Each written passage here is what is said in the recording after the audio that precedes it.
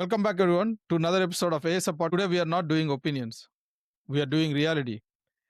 If you live in Canada right now, five things are shaping your life, whether you are paying attention or not. These five things are interest rates, immigration rules, food prices, travel reliability, and the pressure on middle class families. These are not theories, these are not political talking points. They are the things that you felt this week.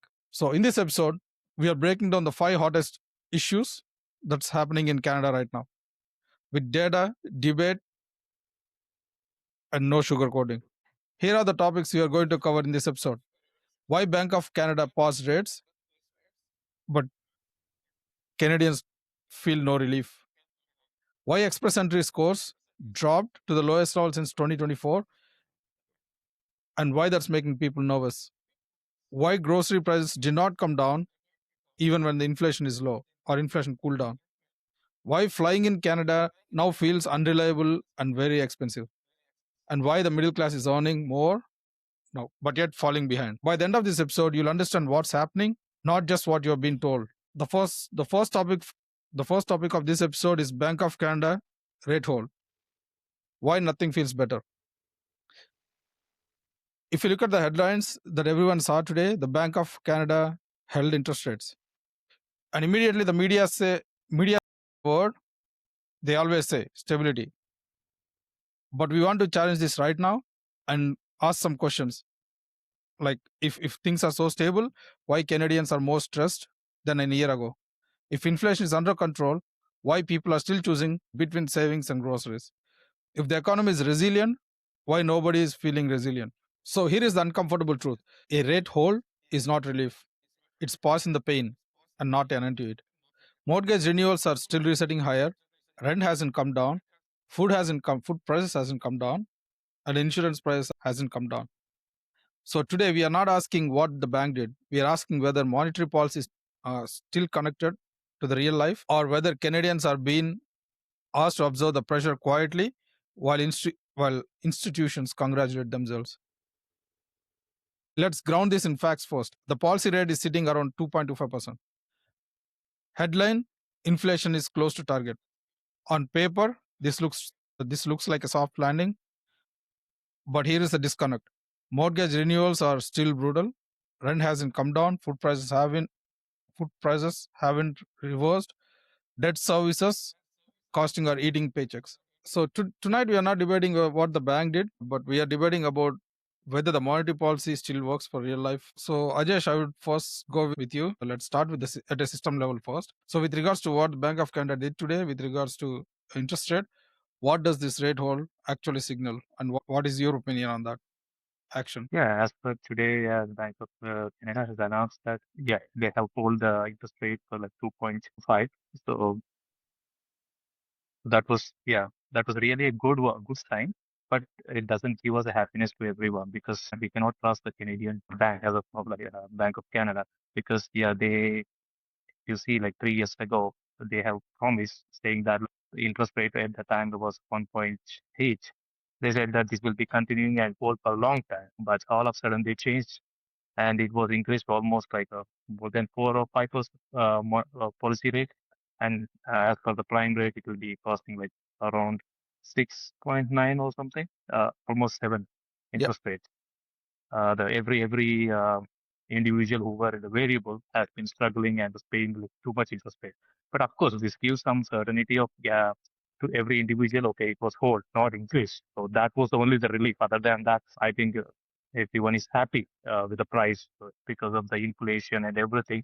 Still, there is a lot of uncertainty in each and every individual household. To be honest, like maybe the people those who got renewals in last 6 months or like coming forward, they have been like almost whether everyone is in dilemma whether should go with the fixed mortgage or like should be in the variable. So there are a lot of uncertainties. Like most of it, including me, I'm very I'm thinking of in a variable.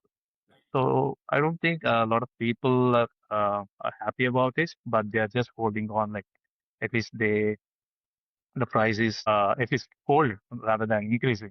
But the even Bank of Canada says at least the what do you call inflation is in stable, but looks like everywhere the rent, if you see all the prices, the food prices, or like the rents, everything is getting increased, but not sure what happens next. So a lot of uncertainty. It is kind of relief, but the thing is, you also mentioned that nothing has come down yet with regards to the inflation. The prices are still high. The food price, rent, and everything has to come down still, right? That's what you. But so that means I would phrase this as like it's like an hesitation rather than a relief. Exactly, Ashok. Yeah, and the bigger issue is the interest rates can slow the demand, but but they cannot fix the supply side failures. Yeah.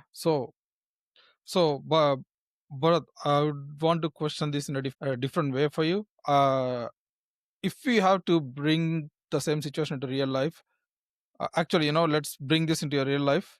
How do you think this pause is actually feeling on the ground with the families?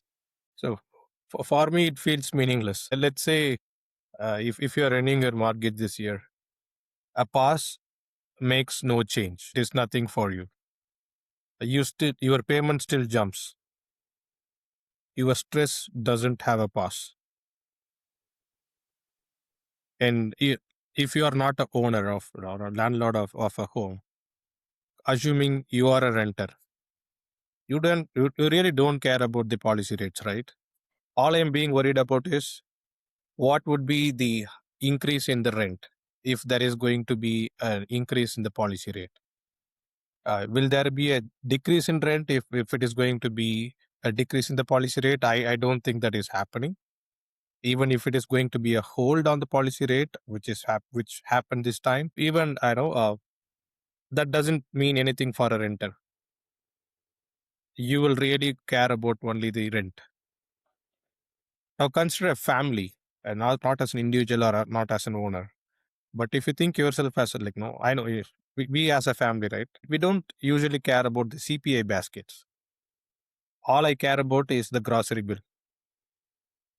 So when people hear the rate is held, what they actually hear is you are on your own for longer. So, do you think you mean to say that this is the no psychologically this effect will be negative? Is this what you are coming to say? Yes, because hope without relief becomes a resentment. So this means we going to blame the bank, put the blame on the bank? Yeah, but only the partially I can agree. But yeah, because of the policy rates, whatever they be, not only I can say is it impacts the Canadian lifestyle, assuming that how how to balance or adjust their lifestyle based on the like of course for example I'm just giving my scenario if this interest rate is around like 4.5 the prime rate interest rate based on that how much mortgage or how much bills are going to the like on monthly basis based on that the lifestyle is planned for every individual like this is my scenario. So yeah, for example, if I'm on like 5K a month, so for example, my mortgage is going for 3,000, like as per like 4.5, and like I have to adjust next like $2,000 for all other bills for the rest of the month. So based on the policy, for example, if it is single people, so I'm just talking about the people those are in variable because it impacts only for the variable people whenever the policy rate goes up or down. So the lifestyle will be changed. The people those are on variable rates. So because every month, if it is the every month or every 2 months, if the policy rate goes up or down, the lifestyle has to be changed based on the policy rate. So they can maybe for example if the interest rate is going high, so the payment will be going as per I said in the previous example. The monthly income is 5,000. So as per today the mortgage rate, the 3,000 is going for the mortgage payments. So 2,000 you have to balance all your households. If you have kids or anything, food for your car, everything, all the bills. Unless if it is increased in the next month, then your payment will go to 3,500 and you have to balance your $1,500 for the whole month. So that's how it impacts like increasing your lowering your budget or making a maximum of it. So variable bets or like stretching of buying things, like you'll reduce it. Most of the thing, for example, if most of your buying goes to like if you are, as I said, if the interest rate goes high, yeah, and also you will be reducing your household budget, like whatever you want to buy things, you'll reduce those stuff. So we have to stretch out those kind of stuff based on this more monetary policy. So yeah, this is the truth, and it is uncomfortable for many of the families. I totally agree. And yes, some of the pain is the cost of pretending money was free. Sanjay, Mostly, as I can see, truth is uncomfortable. But yeah, it's Yeah, a I think, painful yeah, I'll go with. truth. Yeah, it's a painful truth. But yeah, that's the flow what we have to be adjusted each and every one's lifestyle based on the monetary policy. I cannot deny the fact either that the truth is uncomfortable, but people did not choose this system. It was sold to them. I agree, Bharat, but yeah, but the responsibility is always shared. So the danger is pretending there is a painless fix. okay, with regards to this situation, if we can bring in or do the root cause for this situation, and if we can classify them in three different terms, like short term, medium term, and long term. The very first thing, like short term, we can directly say that inflation is uneven and debt servicing is too high. But if we dig deep into the situation to determine the root causes for this situation, okay, Ajesh, what do you think are the medium term and the long term causes for this situation, in your opinion? So yeah, sure. Like coming to like medium term, if we can think about housing supply can be the mismatch around on the provinces, and also the wage growth lagging that can impact the cost. And coming to the long term, the productivity stagnation can happen, and the growth fueled by debt, not the output. So these two can be a long term, but this is why the rate holds like. That's the reason we feel that the rate holds are always feels to us like as a hello. If that is the case, then we can ask another important question: what if the rates stay high for another year? Yeah, you are right. It's a policy rate like stay is the same for one more year. Mostly what happens is the consumption can be weakens and the growth will be slowing down eventually. But this is so hypothetical, right? Having this rate going to be staying for a year, it's going to be very hypothetical, and I can't imagine either. Like, what if it stays, right? People are expecting not to go at the higher side, and if it goes lesser than what it is today, that is what the anticipation is. The consequences we can debate or we can argue, and there could be a blame game based on policy, government, and various other dependencies. Keeping all these aside, if this continues, going to stay with the policy rate as is that really possible is one question, because even Bank of Canada says they don't know what's going. They're not going to believe what's going to happen next. Now, if it stays, can we expect the same lifestyle to continue? No, we cannot imagine that. The reason because it was not the same. Let's take the climate for example, or the current weather condition. So in compared to the last quarter, I haven't used my furnace much to come to the current scenario, and especially in the last couple of weeks or last week and this week, we at least, especially in Ontario, Canada, there is an extreme weather condition that I haven't even felt in the last 2 to 3 years. Now, keeping that weather condition in our regular lifestyle as an example, my bills are not going to stay as is. Just the policy rate is same. So when it is too cold, we are when I say we, the family with kids, people who are going out to work in this extreme weather condition, they are going to be prone to more diseases. It can be seasonal disease or it can be something very new because of the extreme weather conditions. Even if you stop a car in the parking lot and walk towards your office building, and that 2 to 3 minutes of time, you are going from a very warm zone into the extreme cold zone for 2 to 3 minutes, and within fraction of second, your body has to react back to a very comfortable area, which is your office building. So what I was trying to say is, you cannot stay as is on the bills. You won't know how healthy or how far your work can able to help you for on the longevity.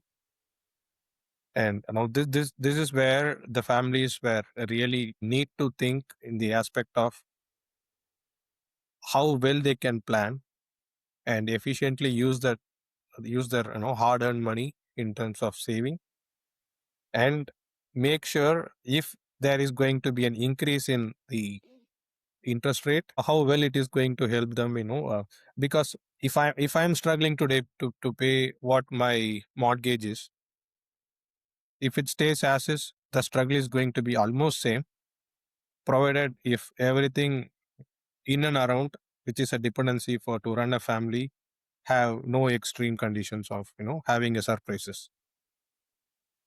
But if the policy rate increases, that will go for another review of what my regular budget supposed to. I have to review my budget basically. Should know what is the need, what is the must. I need to clarify what is the need and want. But yeah, most of the things what exactly the people are losing the trust uh, because of the uncertainty of the interest rates, because it's been drastically low after the COVID, and again after that it's drastically gone high because of the inflation worldwide. Of course, it's not only Canadian market, like because of the world, because of the wars, whatever started, and because of the oil prices are going up, and because of that, most of the job market has gone down, and that has impacted the most of the inflation. And each and every individual, they are in the stage of they couldn't afford the daily needs. To be honest, the people those were because how the people when the interest were low, the people bought the houses for more prices because the Canadian market has gone way high than expected. It has doubled the price. So people that have gone to that market invest all the money, whatever the savings they have when the prices are very low. All of a sudden, that has reversed because when they were interest rates are very low, the people thought that okay, I can offer $1 million house easily, who can earn 100,000. But in 6 months' time, or in 8 months' time, that has been reversed. In 6 months' time, we cannot offer. The people those were in variable has been broken. Even they certain stage they were in a stage to sell their home, but they're getting 300,000 debt because the price value of the house has been dropped. And at the time, and also they are not able to pay the mortgage. They are broke, and I know that there are a lot of cases of the friends who have been sold their properties. Of course, they bought for 1 million, but they sold it for 750, 800. Of course, already they are broken. On top of it, they are 200 or 250 loss, right? And they're literally broke, and a lot of people they are taking the overdraft or taking the line of credits to compromise because this was uncertainty, and because of course the Bank of Canada promised that this will be stable, these prices. That's the reason people went for variable mortgage rates. Even Prime Minister Canada agreed, said that that made each and every individual given us a confidence to buy or go taking a variable. But after automatically it was gone almost 4 times what they bought for the interest rate by. For example, it will be 1.7 or 1 point interest rate, but they went to almost five interest rate. It's like twice the interest rate, and you have to pay that mortgage. And for example, 3,000 mortgage to 6,000 mortgage are the monthly payments. It was doubled. So you can, a lot of people were broke those times. So that's the reason a lot of individuals lost trust on and stopped believing in the institution like Bank of Canada. Uh, so there are a lot of uncertainty. So I don't think the people has again they get that trust on Bank of Canada to take decisions. With regards to this interest rate, if you look at the data, current Bank of Canada policy rate is at 2.25%. That is as of today, January 2026, 20th January 2026. But if we look at the same rate, this rate remained unchanged from December. No, this rate actually remain like it did not change from December 10, 2025. It was slightly trimmed down from 22.5% in September 2025. And on the same way, if you look at the inflation, the data conditions, the inflation is trending around 2% with services inflation, right? They're remaining too sticky. And on the same way, so according to economists' expectations, based on Reuters poll in January 20 to 23, Bank of Canada is expected to hold this rate of 2.25 for most of this for most of this year 2026, and expecting a growth or forecasting a growth of around 1.2 to 1.8%. This is kind of a slow growth, but compared to 2025 quarter 4, I would say this is kind of a modest growth. And again, this is also due to the uncertainty with what's happening in politics, like US and Canada trade conditions and whatever, right? So looking at all the data just now, if we be constructive to assess what actually helps, the very first points or first 4 points I would say would be honest forward guidance. That means the government should government should stop treating our Canadians as children, because they don't need to pin. All they need is clarity. If the rates are going to stay higher for a long time, or if inflation is uneven, then the government should declare that rather than covering it, because the uncertainty will kill the planning. And if people are planning certain things in a proper way, that planning, or if people are given with the correct data, or if government gives the proper data or correct data, people will plan their things accordingly. If that planning is there, then they won't panic, and this will become like a strong or macroeconomic factor for the Canadians. And the second thing is the housing supply acceleration. If there is no demand, if there is no problem of demand anymore, then that would be called as a production failure, right? In order for the companies to build the houses, they need to issue permits quicker. If issuing permit takes years, then the infrastructure obviously will lag behind, and the population growth will increase. With regards to this one, the municipal veto power is actually choking the supply. Until something is done, or until the shovels hit the ground, I would say at this scale, nothing else will matter, right? Incentives, zoning reforms, faster permits or approvals, that will make the things accelerate the situation. Housing supply condition, like increase the pace, right? Canada does not have inflation problem alone, but it also have productivity problem, because we regulate the taxes, the regulations, and the delay in capital or delay in deploying the capital, or the I would say is the reason, right? Investment in automation, skill trades, domestic manufacturing, and energy efficiency would increase the productivity. Higher productivity is the only way to grow wages. And the fourth thing that the government should do is stop pretending that the rate cuts will fix the groceries, I would say. This is the uncomfortable truth, but that nobody wants to say on the camera. If interest rate remain higher, then obviously the grocery prices will remain higher, because interest rates do not grow tomatoes or fruits or veggies, right? They don't. If they don't rates, the insurance prices won't go lower. The logistics, the labor shortages, or the other fuel charges won't go down. Cutting rates too early is also risk of reflating housing without food.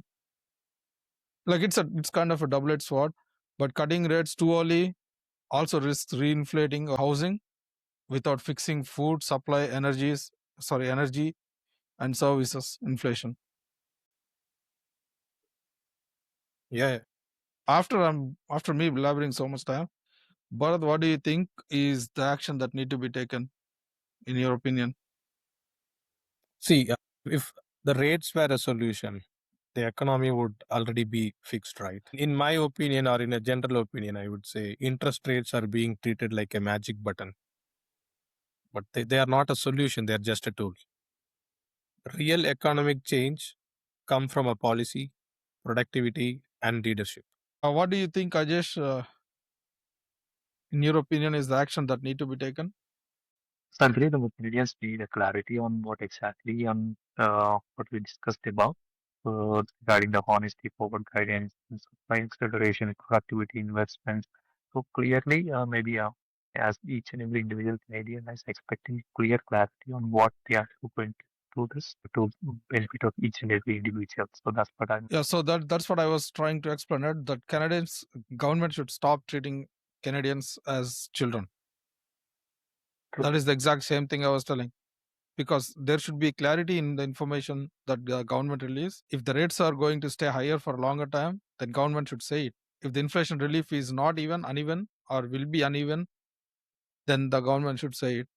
That uncertainty that the government is creating now, or the institutions are creating, that will kill the planning. Because if people cannot plan properly, then that will create a panic, and this will become a major issue, like my economic issue, right? With regards to families. That is what I was trying to explain. But I want to end this topic and move on to the next one. But before I end this topic and move on to the next one, I want to end this by asking, if the rates were to drop tomorrow, then we have to ask some questions like, would the rents fall? Would the groceries get cheaper? Would your life feel lighter again? If the answer is no, then the interest rates were never the problem. That's the conversation Canadians really deserve.